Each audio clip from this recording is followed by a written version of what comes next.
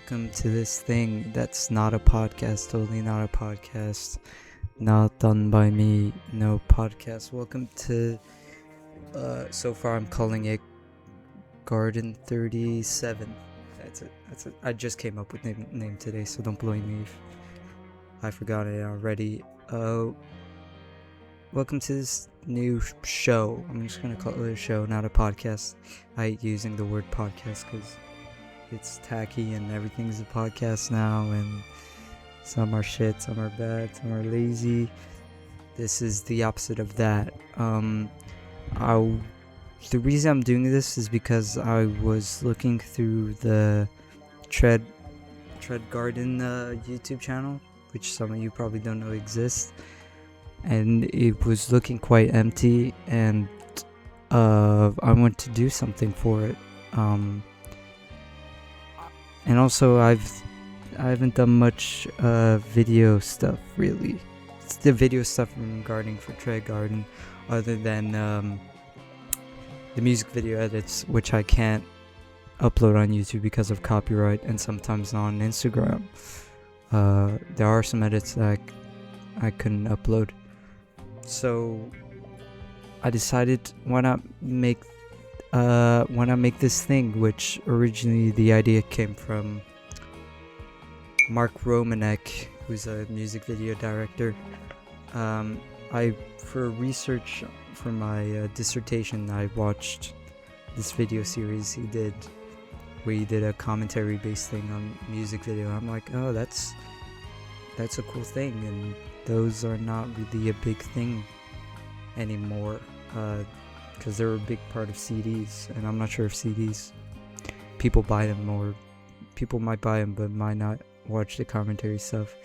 I'm not gonna pretend I do. I don't even buy, I buy CDs, I don't buy DVDs.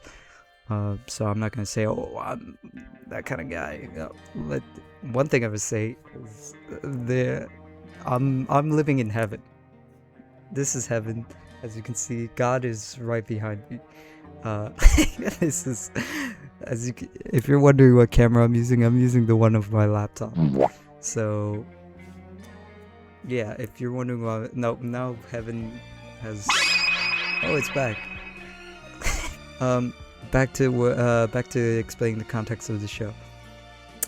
Yeah, so commentary tracks, concept that I like, came from Mark Romanek, and I'm like, I want to do that. I want to do something like that, especially for stuff I do on trädgården, because I do a lot, and I think sometimes because of algorithm stuff and how today social media works, it can be easily skipped over, which kind of sucks, because I put a good amount of time on designs and stuff, because I have fun doing it. So I thought, why not go back to some of the stuff, some of the things, and have a look at them, have a nice deep dive, explain why the choices I made, explain why I wanted to do this, where it came from. Yeah, that's what commentary tracks are, exploring choices behind creative works. I want to try out some segments before we go into the explanation. The first segment I wanna do is album of the week, which is me telling about an album I've listened to this week. I have this personal goal where every week I try to listen to 2 albums, which started in 2021. Originally it was 1 album a week, but then that was too easy, so I was like, let me bump it to 2. I'm not gonna say I always listen to 2 albums every week. Sometimes I listen to 1 and then 3 the next week, or sometimes I listen to 1 and I forget to do 3 the next week. So it hasn't been consistent. But yeah, and this week's album is, I'm just pulling up my phone. I just to double check on the album's name. It's a Weezer album. Shout out to Weezer. It's called Everything Will Be Alright in the End, which has a beautiful painted cover with this amazing looking monster with this like nice fallish scenery. I love Weezer. I love their first album. I love their Green album. Pinkerton has started to grow more on me. I love not that I hated it initially, but it didn't stand out as much as the other two. This one I really like. It was really good. There's some for me, the standout tracks are Lonely Girl. Go Away is a nice duet. I like duets and rock songs. Like Strokes have this nice B-side called Modern Girls and something, and it's a duet. Julian does a duet with, I forgot who's the lead singer of another band. I forgot the name. Yeah, Lonely Girl's good. Go Away's good. Ain't Got Nobody is a good opener. And the last 3 tracks are a nice, like, instrumental slash... I mean, the middle song of that 3-parter has lyrics, but it's a nice... It flows well. The album flows well. So yeah. Album of the week.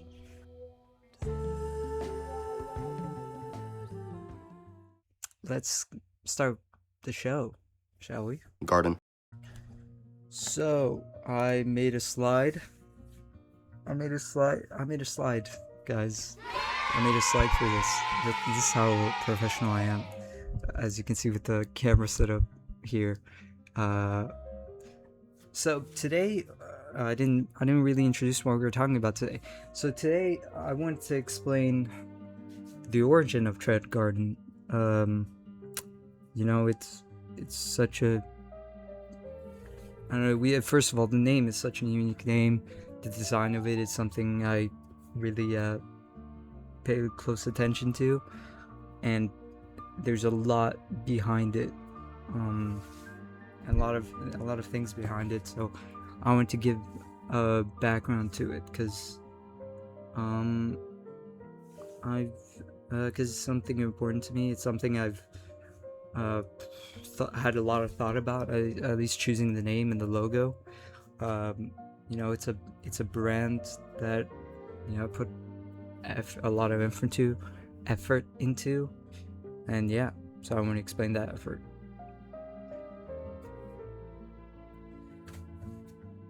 Let's go. Okay, so as you can see, we have the logo. We have the logo. This guy. Wait, do you see my mouse? Yeah, you see my mouse. You have the logo, this guy, and then you have the title. Let's start with the name. So trädgården, which a lot of people have been pronouncing it to me, trädgården, because they see a trädgården, and they see the word garden, which is a word that it's a part of the word that people recognize, and not the first part, and also not the weird A shapes. Yeah, but first note I want to say is that this is obviously not an English word, as you can see with the signs on top of the A's.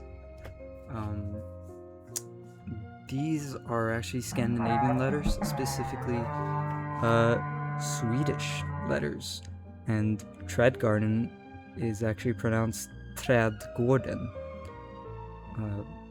So yeah, and don't start pronouncing it. Don't go up to me now and say, "Oh, I love trädgården." I'm fine. People calling it trädgården. I call it myself trädgården. I don't always say trädgården, because I don't know. Trädgården just works perfectly fine in my head. But yeah, so what does it mean? Trädgården means garden. Simple as that. It's a word for garden in Swedish. You know, as you can see, you can recognize it by the garden part. of the word. And I didn't put in this, but the first part, träd, by itself, it means tree. But together doesn't mean tree. It doesn't necessarily mean a tree garden. It just means like garden, or usually when you use trädgården, it's like referring to your backyard and stuff like that. Yeah. So before I want to go on to the next slide, why did I choose this? I'm gonna explain why did I choose this word out of all the names, which I should have done. I should probably get. I had other how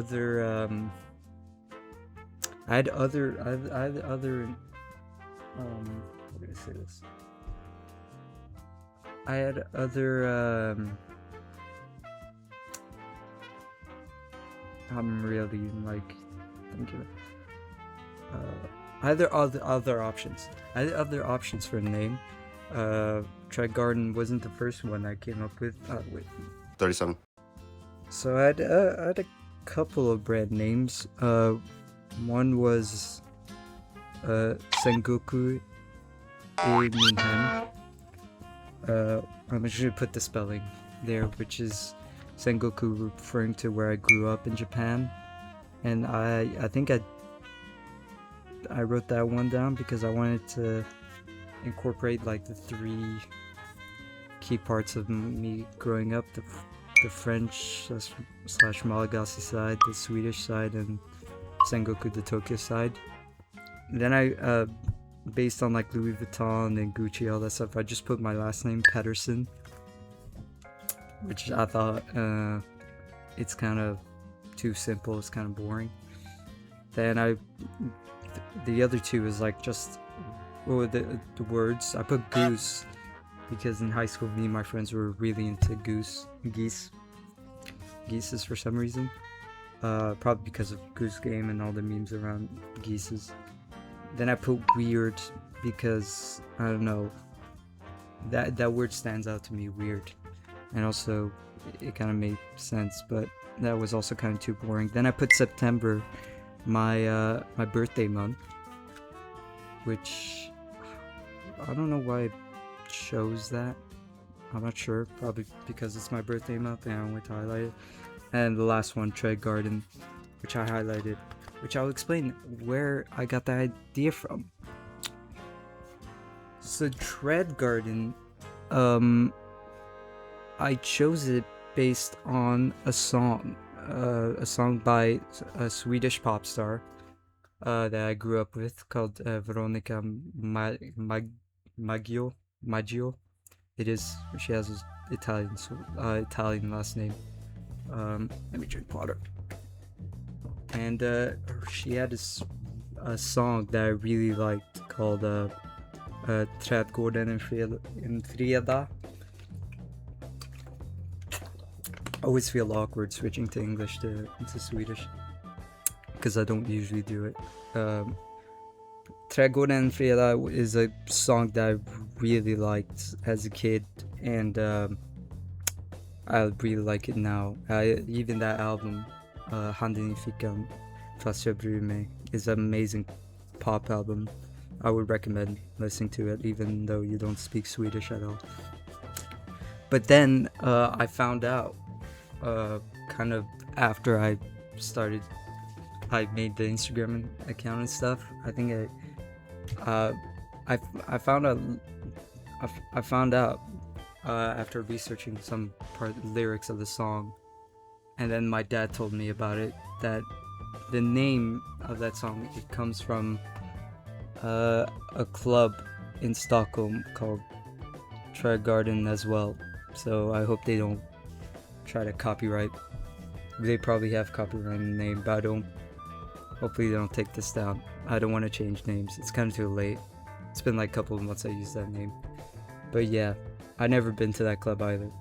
So yeah, that's where it comes from. That's where names come from. I think most stuff when I come up with the name of something, I like basing it off a song is actually quite good.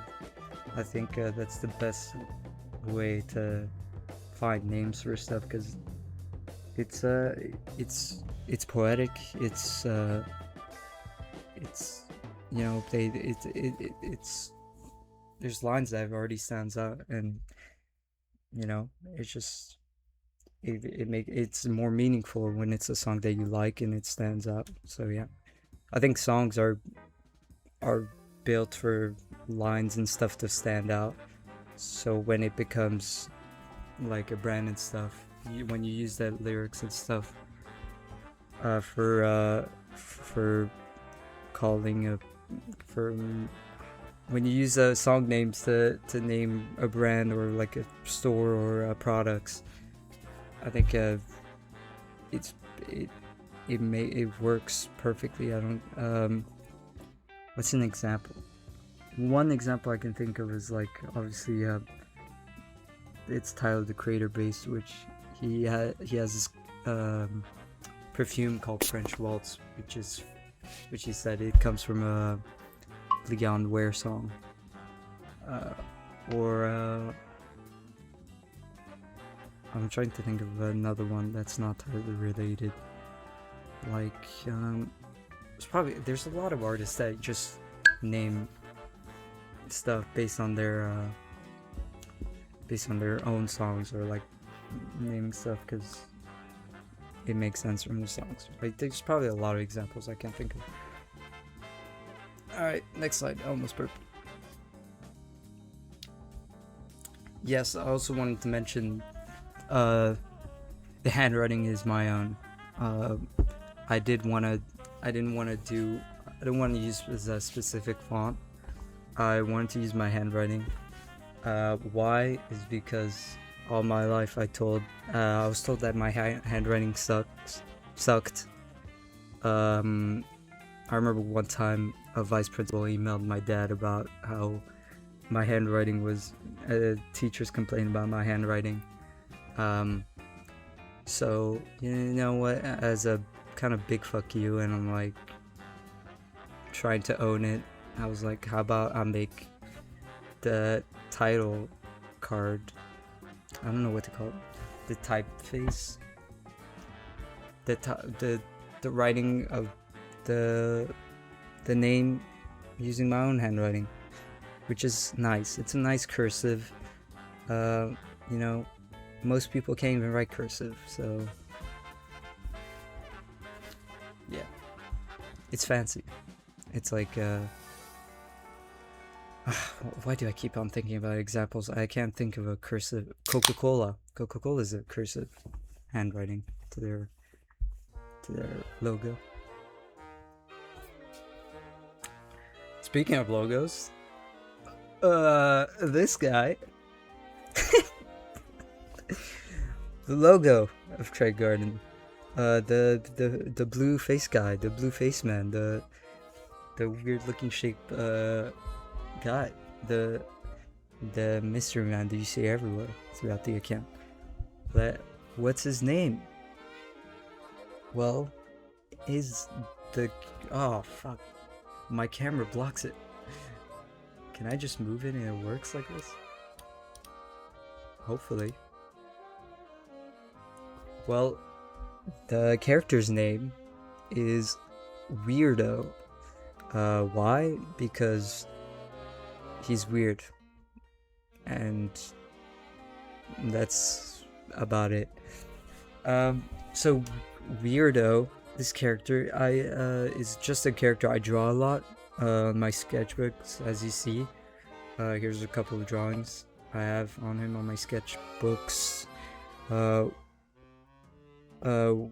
think Weirdo is just similar with the title, where it was based on like people saying of a bad handwriting. I'm not the best at drawing either.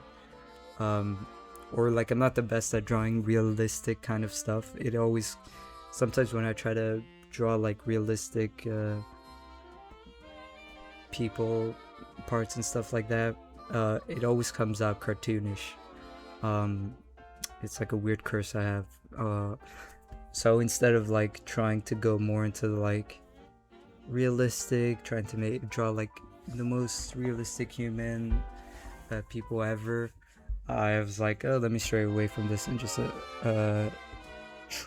keep on drawing cartoonish stuff, which honestly it's the better route. Because it puts a lot, it's like drawing cartoonish stuff is a lot easier, because when I do try to draw realistic, the paper always is filled with like pencil smudge, because of the amount of times I draw something. I'm like, it doesn't feel right, oh, it doesn't look good. Well, when I draw weirdo, it's like there might be like some fixes, but it's pretty straightforward. Like, I don't like any of these drawings. I'm not gonna say I didn't take that much time. It's pretty straightforward and easy. Yeah, I think I'm just good at drawing cartoons in general. Yeah. Why doesn't the next slide work? Oops. Oh yeah, so here's the specific origin of this logo. It's a sticker behind the very computer that I'm using this to record this.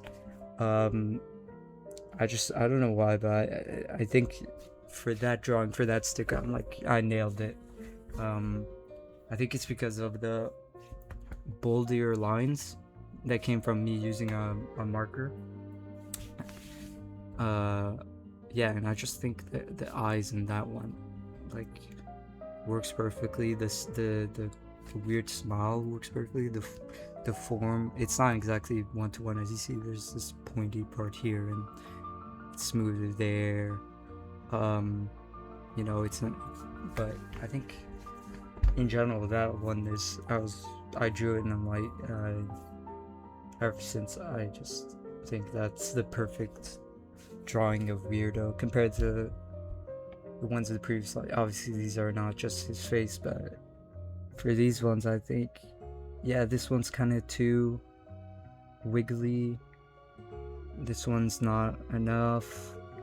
In general, obviously all the lines aren't as bold. They're kind of thin because I use this thin line marker to trace over my pencil drawing, my initial pencil sketch. In terms of the eyes, obviously this one has 3, but yeah, the eyes doesn't have a problem, except this one, both eyes are looking at the same direction, which when it comes to weirdo, I try to make both eyes look at opposite directions or not in the same direction. It gives it's like a similar effect to like in Simpsons. They talk about how they don't make the eyes look exactly in the right place. They kind of put it slightly off to give off more of the like innocent cartoon-ish vibe, which I feel like I achieved kind of the same effect with the eyes not looking towards the same direction. But yeah, and if you're wondering about that sticker got smudged somehow. I think it was raining one day and my backpack got wet and that got to the sticker. So yeah. Now the origin of this drawing. So it came from primarily these two inspiration.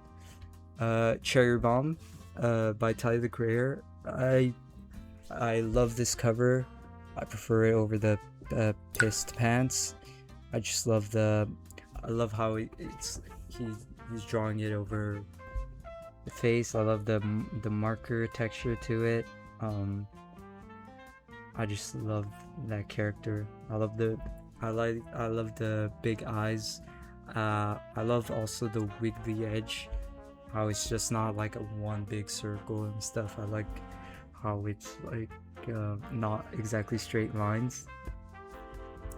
And also the saturated colors of it, and also the open mouth, which, yeah, I didn't incorporate the teeth and the lips, because I don't know, it felt too much for me. I think I wanted to keep it simple for the weirdo character. Even the texture part, I think in the initial drawings, when I initially drew weirdos, I did add some texture, but I think I removed it once again. I think it's because, why did I do that? I don't know, I just never continued it. Oh, I think it's because when I try to do that, when I do drawings and I try to add like lines that reflect the texture of the thing, I overanalyze it and say, oh no, they need to be on that spot, but oh no, they're too close and stuff like that. So that's why I keep it plain. And the second inspiration is JR drawings, referring to Justin Roiland, A Bad Man. But I am a big Rick and Morty fan, and I think Rick and Morty and this kind of art style, you know, same thing with the Cherry Bomb character. It's I like the wiggly edge of it. I like the saturated colors of it. Same thing with the eyes, the big eyes of those characters, and also in the same way as Cherry Bomb, I did also remove the texturing of the face and stuff. Yeah, and also I added more color in the eyes compared to those two. While those still follow the traditional like white eye with a colored iris, I just went, how about I just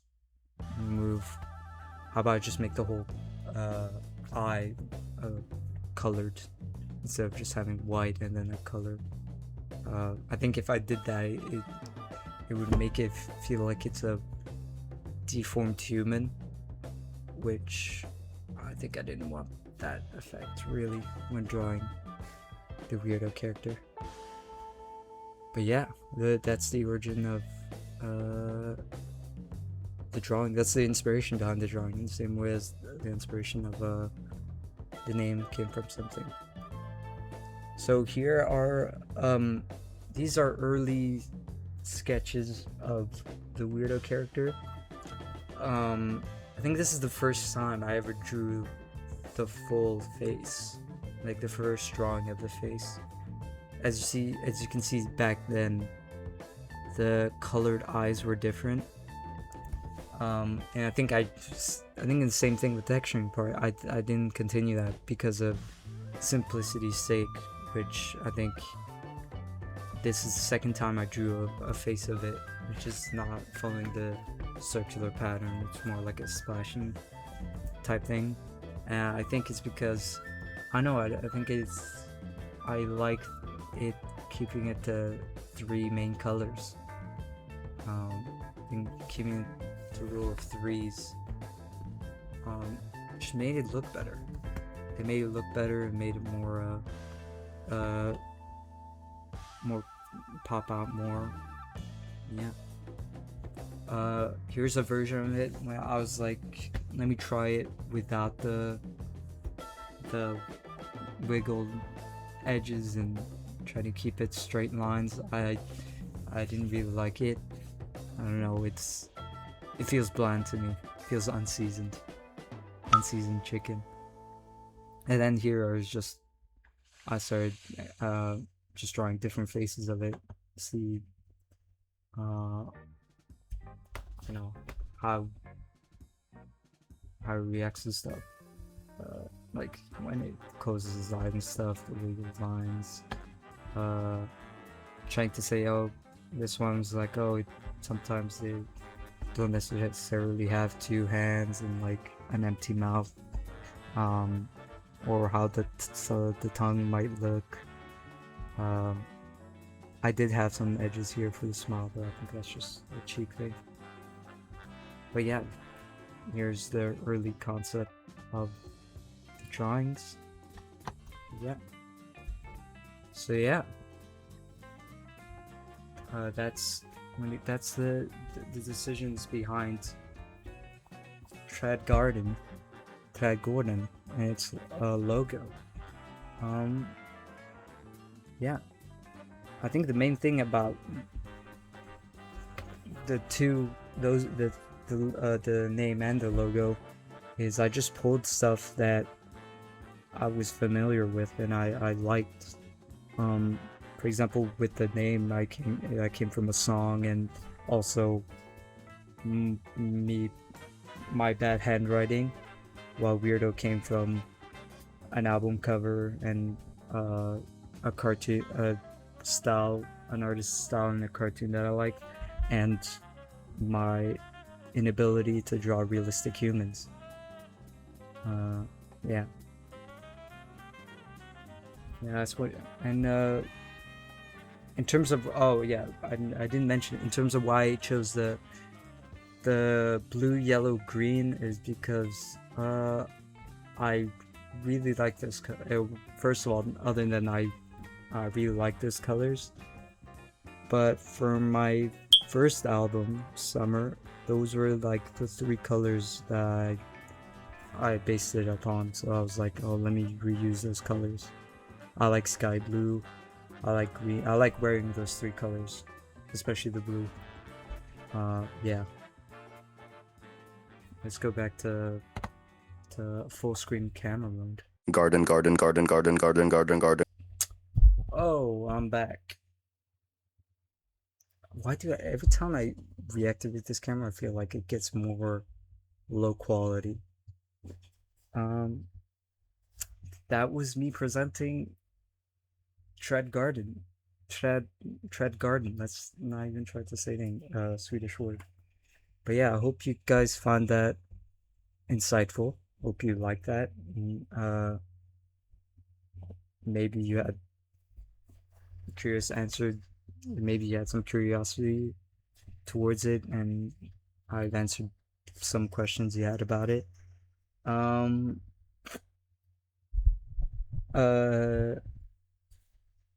Yeah, I don't know what more to say. Oh yeah, here's one other thing I want to do at the end of each episode is shout out one of my friends. Shout out one of my friends also. I thought of doing this. Shout out an Instagram, like art Instagram accounts that I really love.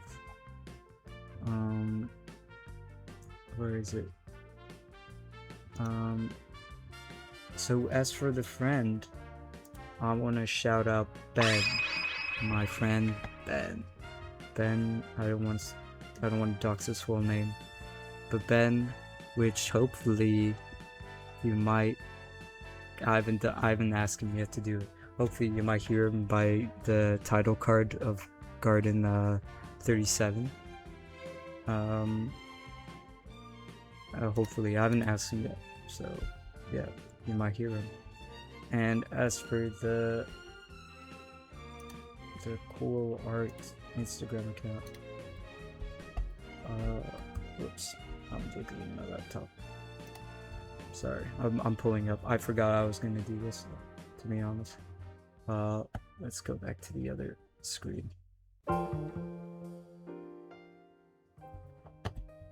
As for the cool Instagram account, this is a cool design account I follow called graphic designer is called George Kempster, which I really like his art style. He does a lot of stamp posters and like other daily household stuff like that. I really like his stamps things because of the edge stuff. He uses a lot of like traditional Japanese imagery, which I'm not sure if he pulls it from a specific like artist or he does that himself. But yeah, I also love the fonts and the typography he uses, like that. like the way he seamlessly blends the hiragana, katakana, kanji thing with the Japanese, with the regular English words. Yeah, especially this one. I like that he cuts it in the middle. Also the color. I love the desaturated colors. Well, desaturated, kind of like, it's not as, the colors don't really, isn't as like hit. What's the word? I'm blanking.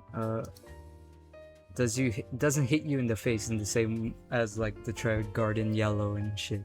It's like calm colors.